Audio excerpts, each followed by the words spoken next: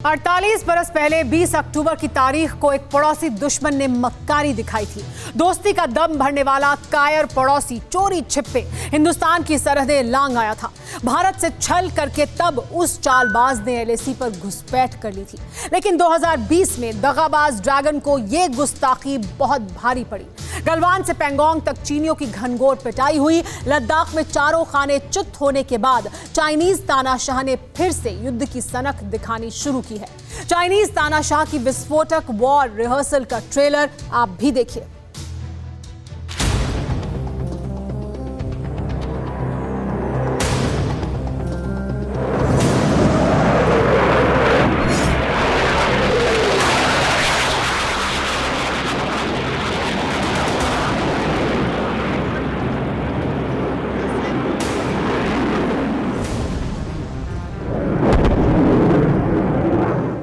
ये चीन का परमाणु बम बरसाने वाला विमान है।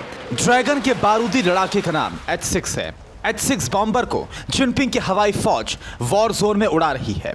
सबसे विनाशक हथियारों की टेस्टिंग वॉर जोन के करीब की जा रही है।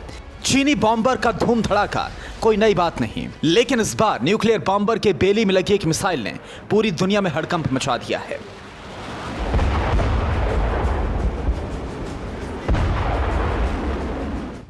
ड्रैगन रॉकेट फोर्स की महाविस्फोटक मिसाइल को परमाणु धमाका करने वाले बॉम्बर से लैस करके चीन क्या करना चाहता है?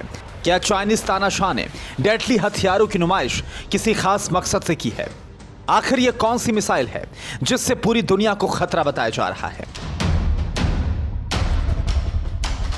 तो जान लीजिए चाइनीज चंडालों के बारूदी गोदाम की महाविस्फोटक DF-17 मिसाइल को H-6 बॉम्बर से की गई वॉर रिहर्सल में जो चाइनीज मिसाइल दिखी उसे डिफेंस एक्सपर्ट हाइपरसोनिक मिसाइल बताते हैं।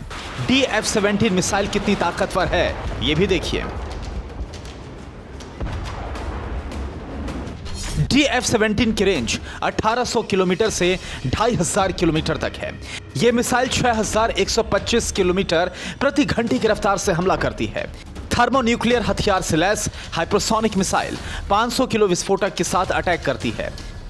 आप ये जानकर हैरान रह जाएंगे कि चीन ने जिस H-20 बॉम्बर को DF-17 मिसाइल से लैस किया वो हूबहू अमेरिका के B-2 स्ट्रीट बॉम्बर की तरह बनाया गया है। उसकी तकनीक और डिजाइन एकदम अमेरिकी स्टेल्थ बॉम्बर की तरह है। ऐसे में ये परमाणु विनाशक बैटलफील्ड को अकेले दहलाने का दम रखता है।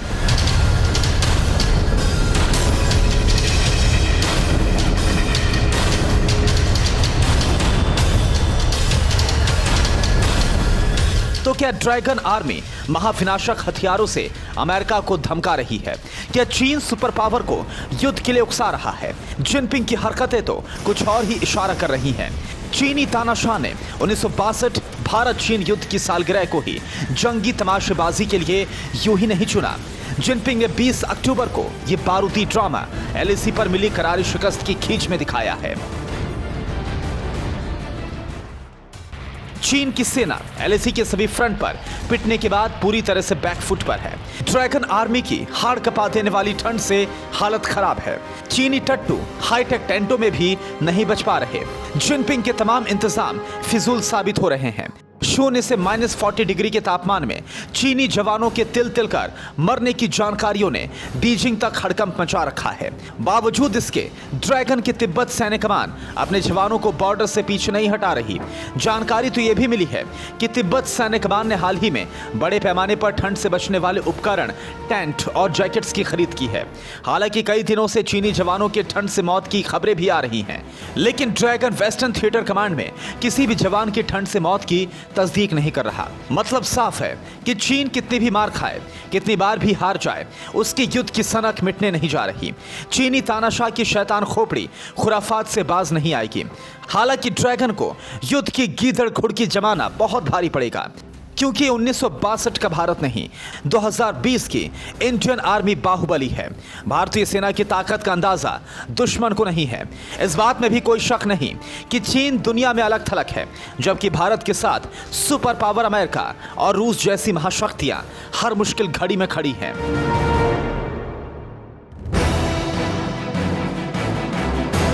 ऐसे में एटम बम धमाका करने और मिसाइल का टशन दिखाने से ड्रैगन का बारूदी खर्च ही बढ़ेगा, बाकी होना कुछ नहीं। Bureau report, TV9 Bharatvarsh.